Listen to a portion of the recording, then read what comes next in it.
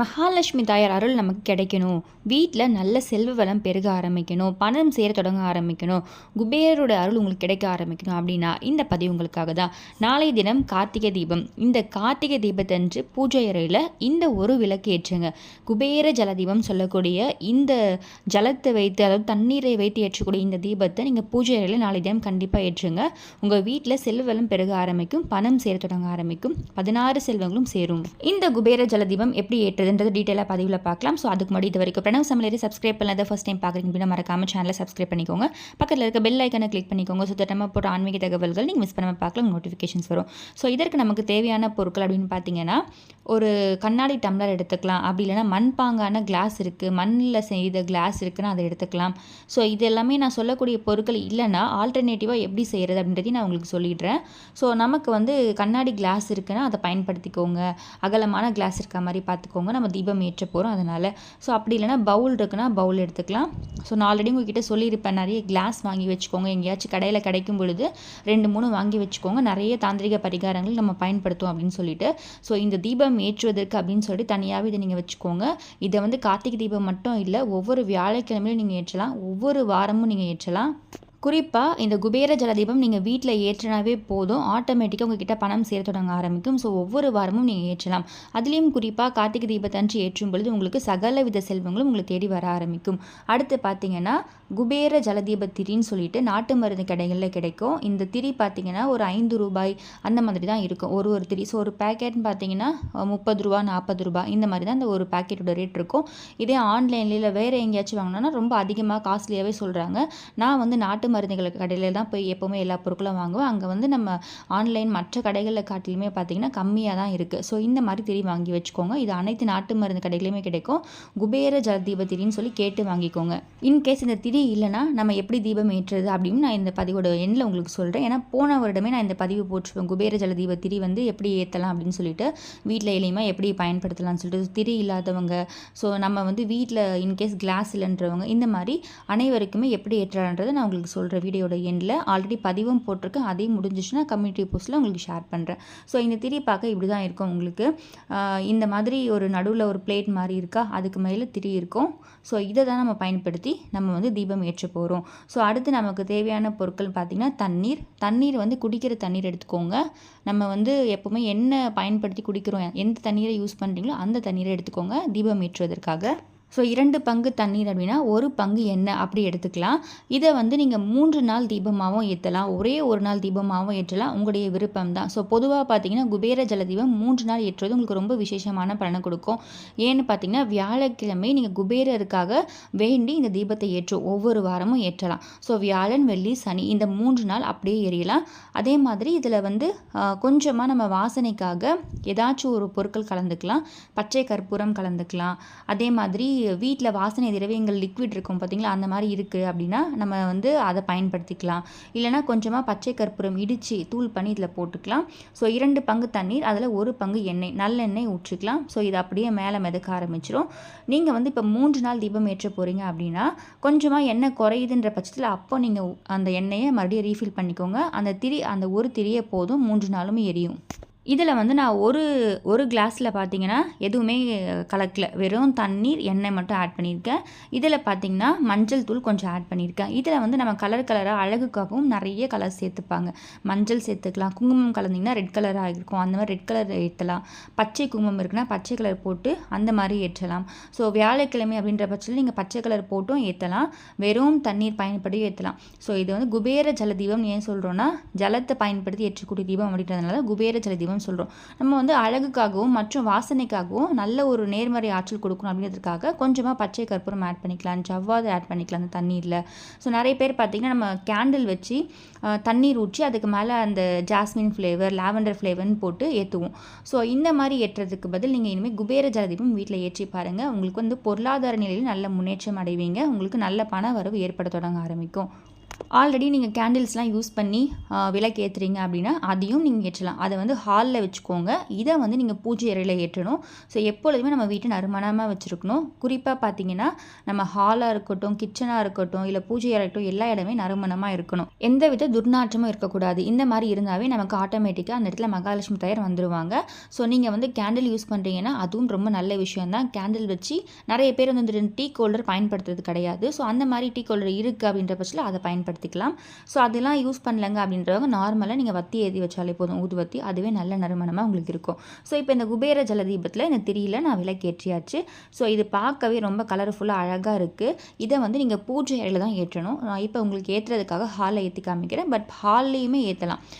பூஜை அறையில் ஏற்றினா உங்களுக்கு இன்னும் சிறப்பான பலனை கொடுக்கும். லக்ஷ்மி குபேரர் படம் இருக்குது அப்படின்னா அந்த படத்துக்கு முன்னாடி, இல்லை குபேரர் சிலை இருக்குன்னா அந்த படத்துக்கு முன்னாடி இந்த குபேர ஜல தீபத்தை நாளை தினம் கண்டிப்பாக ஏற்றுங்க. ஸோ நாளை தினம் திருக்கார்த்திகை தீபம், நாளை அதுக்கு அடுத்த நாள், அதுக்கு அடுத்த நாள், ஸோ 3 நாள் நம்ம விளக்கேற்றுவோம். இந்த 3 நாளுமே இந்த தீபம் நீங்கள் பூஜை அறையில் ஏற்றலாம். ஸோ இதை நாளை தினம் ஏற்றிட்டிங்கன்னா அது 3 நாளுமே அப்படியே எரியும். எண்ணெய் வந்து பார்த்திங்கன்னா ஒரு பங்கு ஊற்றுறீங்க அப்படின்னா அது ஒரு நாளைக்கு மேலே எரியும், 2 நாள் கிட்டத்தட்ட எரியும். ஸோ உங்களுக்கு வந்து எண்ணெய் குறையுதுன்ற பட்சத்தில் கொஞ்சம் வந்து அந்த தீபம் வந்து கொஞ்சம் மங்கலாக இருக்குது, கொஞ்சம் குறையுதுன்ற பட்சத்தில் அப்போது நீங்கள் வந்து மறுபடியும் எண்ணெய் ஆட் பண்ணிக்கலாம். ஸோ 3 நாள் ஏற்றுறவங்க சொல்கிறேன். இப்போ 3 நாள் நான் ஏற்றலை, நாளைக்கு ஒரு நாள் தான் ஏற்ற போகிறேன் அப்படின்னு நினைக்கிறவங்க சாயங்காலம் 6 மணிக்கு நீங்கள் வந்து அண்ணாமலை தீபம் ஏற்றினதுக்கப்புறம் வீட்டில் நம்ம விளக்கேற்றுவோம் கார்த்திகை தீபத்துக்கு. ஸோ அந்த மாதிரி விளக்கேற்றும் பொழுது இந்த தீபத்தை ஏற்றுங்க. ஸோ நைட்டு நீங்கள் எப்போ தூங்குறீங்களோ அது வரைக்கும் எரியட்டும். ஒரு 10-11 மணிக்கு தான் நீங்கள் தூங்க போகிறீங்கன்னா அது வரைக்குமே பூஜையில் இந்த ஒரு தீபம் எரியட்டும். எண்ணெய் வந்து நீங்கள் கொஞ்சம் ஊற்றினாலே போதும், ஒரே ஒரு நாளுக்கு நீங்கள் தீபம் ஏற்றும் பொழுது. ஸோ இப்போ வந்து நீங்கள் 3 நாள் தீபம் ஏற்ற போகிறீங்க அப்படின்ற பட்சத்தில் நைட்டு நீங்கள் வந்து சேஃபாக இருக்கிற மாதிரி பார்த்துக்கோங்க. அந்த பிளேஸ் எல்லாமே நிறைய பேர் வந்து நம்ம நெருப்பு இருக்கும், ஸோ நிறைய பேப்பர் இல்லை வேறு ஏதாச்சும் இருக்கும், நம்ம தூங்கிடுவோம். அந்த மாதிரி சேஃபாக இல்லாத பட்சத்தில் நீங்கள் வந்து நைட்டு வந்து உங்களுக்கு இல்லை என்னால் ஏற்ற முடியல, நைட்டு எரியாது, கொஞ்சம் வந்து ஒரே பிளேஸில் தான் நாங்கள் பூஜை அறை எல்லாமே இருக்குது, தூங்குகிறோம் அப்படின்னு நினைக்கிறவங்க நீங்கள் நைட்டில் அவாய்ட் பண்ணிக்கலாம். மறுபடியும் அடுத்த நாள் ஏற்றலாம். ஸோ தனியாக பூஜை அறை இருக்குது அப்படின்ற பட்சத்தில், தனியாக சேஃபாக இருக்குது அப்படின்ற பட்சத்தில் நீங்கள் நைட்டு முழுவதும் அதை எரியிற மாதிரி நீங்கள் எண்ணெய் ஊற்றிட்டு வந்துடலாம். ஸோ நான் சொன்ன மாதிரி முதல்ல நம்ம சேஃபாக இருக்கிறது தான் எப்போவுமே பார்த்துக்கணும். அப்படி இல்லாத பட்சத்தில் அதுக்கு அடுத்த நாள் கூட மறுபடியும் நீங்கள் இந்த குபேர ஜல தீபம் ஏற்றலாம், தவறு கிடையாது. ஸோ அடுத்து பார்த்தீங்கன்னா திருக்கார்த்திகை தீபம். இந்த திருக்கார்த்திகை தீபம் வந்து இந்த குபேர ஜல தீபம் நீங்கள் ஏற்றுவதனால கண்டிப்பாக உங்ககிட்ட செல்வளம் பெருக ஆரம்பிக்கும். அடுத்த வருடமும் நீங்கள் இதே மாதிரி தீபம் ஏற்ற ஆரம்பிப்பீங்க. ஸோ இதை வந்து நாளை தினம் மட்டும் தான் ஏற்றணுமான்னு கேட்டால் கண்டிப்பாக இல்லை. ஒவ்வொரு வாரமும் நீங்கள் ஏற்ற உங்களுடைய விருப்பம் தான். ஒவ்வொரு வாரமே இந்த குபேர ஜல தீபம் நீங்கள் ஏற்றி தொடங்க பாருங்கள். ஆட்டோமேட்டிக்காக உங்களுக்கு குபேரர் அருள் கிடைக்கும், மகாலட்சுமி தாயார் அருள் உங்களுக்கு கிடைக்கும். இதில் இன்னும் வேறு என்னெல்லாம் செய்யலாம் அப்படின்னு பார்த்தீங்கன்னா, கொஞ்சமாக மலர்கள், உதிரி மலர்களை வந்து அப்படியே தூவி விடலாம். அழகுக்கு நிறைய நம்மளுடைய அழகுக்கு ஏற்ற மாதிரி, நம்மளுடைய ஐடியாவுக்கு ஏற்ற மாதிரி மாற்றிப்பாங்க. ஒரு சிலர் கூழாங்கற்கள் எல்லாமே உள்ளே போட்டு வைப்பாங்க, அது பார்க்க இன்னும் அழகாக இருக்கும்னு சொல்லிட்டு. நம்ம வந்து பூஜையில் விளக்கேற்ற போகிறோம், அதனால் நமக்கு பிடிச்ச மாதிரி, நமக்கேற்ற மாதிரி நம்ம தீபம் ஏற்றிக்கலாம். ஸோ பொதுவாக நான் ஏன் மஞ்சள் போடுவேன்னா, மஞ்சள் எப்போவுமே மங்களகரமாக இருக்கும், நமக்கு வந்து நல்ல ஒரு பாசிட்டிவ் வைப்ஸை வீட்டில் கொடுக்கும் அப்படின்றக்காக மஞ்சள் போட்டு ஏற்றுவேன். அதே மாதிரி பச்சை கற்பூரம் கொஞ்சம் வந்து தூளாக போடுவேன். ஸோ இது எல்லாமே நமக்கு நல்ல நறுமணத்தையும் கொடுக்கும், நல்ல நேர்மறை ஆற்றலையும் நமக்கு கொடுக்க ஆரம்பிக்கும். ஸோ நாளைய தினம் கண்டிப்பாக இந்த குபேர ஜல தீபத்தை நீங்கள் வீட்டில் ஏற்றுங்க. கண்டிப்பாக வாழ்க்கையில் நீங்கள் முன்னேற்றம் அடைவீங்க. பொருளாதார நிலையிலும் சரி, எல்லா விஷயத்துலையுமே நீங்கள் முன்னேற்றம் அடைவீங்க. ஸோ இப்போ வந்து ஒரு சிலருக்கு டவுட்ஸ் இருக்கும், என்கிட்ட இந்த திரி இல்லை, நான் வந்து இந்த மாதிரி திரிக்கு பதில் என்ன பயன்படுத்தலாம் அப்படின்னு கேட்குறவங்க, நீங்கள் நார்மல் வீட்டில் பஞ்சு திரி பயன்படுத்துகிறீங்க, திரி இருக்குது பார்த்தீங்களா, அதை பயன்படுத்தியே நான் போன வருஷம் உங்களுக்கு வீடியோ போட்டிருப்பேன். ஸோ அதையும் வந்து கம்யூனிட்டி போஸ்ட்டில் முடிஞ்சிச்சுன்னா டிஸ்கிரிப்ஷனில் ஷேர் பண்ணுறேன். நார்மலாக ஒரு திக்கான கவர் இருக்கும், மைக்கா மாதிரி திக்கான பேப்பர் இருக்கும். ஸோ அதை வந்து நீங்கள் உங்களுடைய கிளாஸ் அளவுக்கு ஏற்ற மாதிரி வட்டமாக, கொஞ்சம் ரொம்ப ஃபுல்லாக பெருசாக கட் பண்ண அவசியம் இல்லை, சின்னதாக கட் பண்ணிக்கோங்க. அதில் குட்டியாக நடுவில் ஓட்டை போட்டுக்கோங்க. அதில் அந்த திரியை வந்து ஃபுல்லாக விட்டுருங்க. ஸோ பாதி வெளியே பாதி உள்ளே அப்படின்ற மாதிரி இருக்கும். ஸோ அந்த திரியை பயன்படுத்தி நீங்கள் அதை வந்து இந்த திரி கிடைக்கலன்ற பட்சத்தில் அதை பயன்படுத்தி விளக்கேற்றலாம். ஸோ இதை நான் ஆல்ரெடி போன வருஷம் போட்டிருப்பேன், அதையும் வந்து செக் பண்ணி பாருங்கள் முடிஞ்சவங்க. வாய்ப்பிற்கு முடிஞ்சால் திரி வாங்கிடுங்க. இந்த குபேர திரி பயன்படுத்தி நீங்கள் தீபம் ஏற்றும்போது அது எந்த திசையுமே நோக்கி இருக்காது, இந்த மாதிரி செங்குத்தாக தான் எரியும், எந்த திசையுமே வந்து நோக்காது. இந்த மாதிரி ஏற்றுவது உங்களுக்கு நல்ல விசேஷமான பலனை கொடுக்க ஆரம்பிக்கும். ஸோ இந்த கண்ணாடி பவுல் இல்லை அப்படின்னு நினைக்கிறவங்க நீங்கள் நார்மல் கிளாஸ் இருக்குது, மண் கிளாஸ் இருக்குன்னா அதை நீங்கள் பயன்படுத்திக்கோங்க. இன்கேஸ் என்கிட்ட அதுவுமே இல்லைங்க, ஆனால் எனக்கு இந்த திரி ஏற்றணும்னு ஆசையாக இருக்குது, இந்த குபேர ஜலதீபம் ஏற்றணும் ஆசையாக இருக்குன்னு நினைக்கிறவங்க உங்ககிட்ட என்ன அகல் விளக்கு இருக்கோ கொஞ்சம் பெருசாக பார்த்து எடுத்துக்கோங்க. அதில் வந்து கொஞ்சம் தண்ணீர் ஆட் பண்ணிக்கோங்க. அந்த தண்ணீருக்கு மேலே எண்ணெய் ஆட் பண்ணிவிட்டு இந்த திரியை மட்டும் வாங்கி அது மேலே வச்சு ஏற்றுங்க. பட் நீங்கள் கொஞ்சம் சின்ன அகல் விளக்கு இல்லை பெரிய அகல் விளக்கு ஏற்றுனீங்கன்னா அந்த டைம்க்கு ஏற்ற மாதிரி அந்த தீபம் எரியும். மினிமம் ஒரு 1/2 hour ஆச்சு நம்ம பூஜை இந்த விளக்கு எரியிற மாதிரி பார்த்துக்கோங்க. ஸோ இது வந்து ஆப்ஷனல் தான். உங்ககிட்ட பெரிய அகலமான பாத்திரங்க இருக்குது, இந்த மாதிரி கிளாஸ் இருக்குது, இல்லை கண்ணாடி பவுல் இருக்குன்னா அதை நீங்கள் பயன்படுத்தி ஏற்றுங்க. இல்லாத பட்சத்தில் அகல் விளக்கில் ஏற்றுங்க. ஸோ திரி வாங்கி பயன்படுத்துங்க. முடியாத பட்சத்தில் நான் சொன்ன மாதிரி அந்த மைக்கா திக்கான மைக்கா இருக்கும் பார்த்தீங்களா, அதை கட் பண்ணி அதுக்கு நடுவில் திரி போட்டு ஏற்றுங்க. ஸோ இந்த தீபத்தை நாளைய தினம் மாலை 6 மணிக்கு நம்ம வந்து தீபம் ஏற்றும் பொழுது கண்டிப்பாக பூஜையில் ஏற்றுங்க. உங்கள் வாழ்க்கையில் பண ரீதியாகவும் சரி, மன ரீதியாகவும் சரி, எல்லா விஷயங்களுமே உங்களுக்கு சரியாக தொடங்க ஆரம்பிக்கும். வருமானம் ரெட்டிப்பாக ஆரம்பிக்கும். குபேரரோட அருள் உங்களுக்கு கிடைக்கும். குபேர சம்பத்து உங்களுக்கு உண்டாகும். மகாலட்சுமி தயார் வீட்டில் நிரந்தரமாக தங்க ஆரம்பிப்பாங்க. மகாலட்சுமி அருள் கிடைக்கும். ஸோ இந்த மாதிரி பல விதமான நன்மைகள் உங்களுக்கு சேர ஆரம்பிக்கும். செல்வம் பெருக ஆரம்பிக்கும். கடன் அடைப்பீங்க. ஸோ இவ்வளோ ஒரு சக்தி வாய்ந்த ஒரு தீபத்தை நாளை தினம் கார்த்திகை தீபத்தன்று கண்டிப்பாக மறக்காமல் உங்கள் வீட்டில் ஏற்றுங்க. உங்கள் வீட்டில் நீங்கள் வந்து கொஞ்சம் கொஞ்சமாக முன்னேற்றம் ஏற்படுறதை நீங்கள் பார்க்க ஆரம்பிப்பீங்க.